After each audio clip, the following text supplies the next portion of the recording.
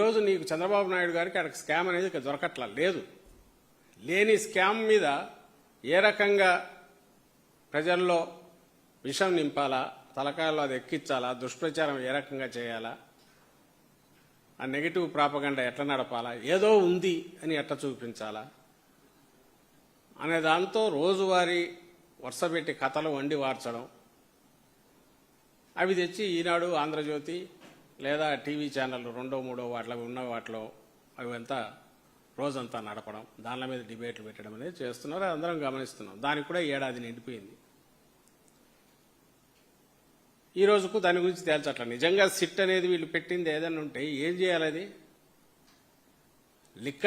Liquor scam నువ్వు అనుకుంటున్న దాంట్లో ఏ రకంగా స్కామ్ ఎస్టాబ్లిష్ చేయడంతో పాటు ఇన్వెస్టిగేషన్ అనేది అటువైపు లింక్ ఉందా అనేది చూడాలా.